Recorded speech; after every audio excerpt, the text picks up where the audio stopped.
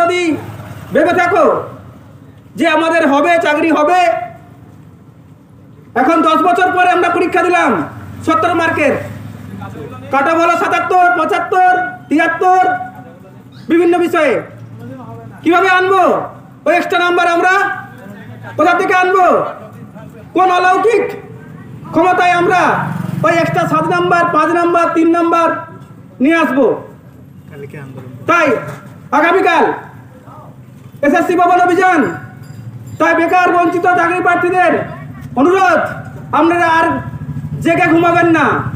আপনাদের এই জেগে ঘুমানোর জন্যই রাজ্য সরকার, স্কুল সার্ভিস কমিশন এতদিন আমাদের ব্যবহার করে এসেছে, আজও ব্যবহার করছে। আমাদের কাছ থেকে 500 টাকা করে তোলা হলো, ফর্ম ফিল আপ করানো হলো, আমাদের যোগ্যতার ভিত্তিতে স্কুলে নিয়োগ দেওয়া হবে, শিক্ষকতার নিয়োগ দেওয়া হবে, অথচ আমাদের 70 পরীক্ষায় কাট অফ এসেছে 77, 75, 73। এটা কিভাবে সম্ভব? এটা আমার জানা নেই কোথায় হয়েছে এরকম। এইভাবে কোনো সিলেকশন প্রসেসে ফুল মার্কেট থেকে বেশি কাট অফ হয়। তাই আগামীকাল যে এসএসসি ভবন অভিযান, তাতে যোগ্য প্রার্থীরা আসুন, আপনাদের অধিকার বুঝে নিন। এই একতাই আমাদের জয় ছিনিয়ে আনবে।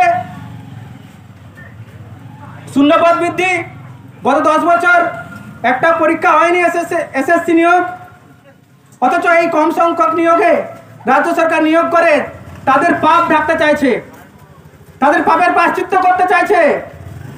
2016 যে প্যানেল বাতিল হয়েছে,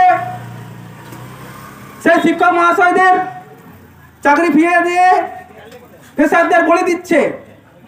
আমরা যোগ্য শিক্ষকদের বিরোধী নই, তাই যোগ্য শিক্ষকরা যাতে আমাদের এই মেধার পাশে এসে দাঁড়ায়, তাদের ছোট ছোট ভাই বোন, তাদের অনেকেই আমরা ছাত্র, তারা আমাদের কথা ভাবুক, আমাদের এই ন্যায্য দাবির পাশে এসে দাঁড়াক। যোগ্য শিক্ষকদের কাছেও আমার অনুরোধ, আপনারা প্রতিবাদ করুন, আমাদের আগামীকালের আন্দোলনে অংশগ্রহণ করুন।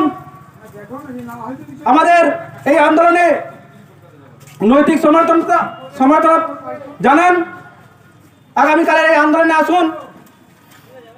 যোগ্য পেশার যারা রয়েছে এই মেসে, যারা কলেজে পড়ছো, ইউনিভার্সিটিতে পড়ছো, যারা শিক্ষক হওয়ার স্বপ্ন দেখছো, তারাও আন্দোলনে কালকে আসুন।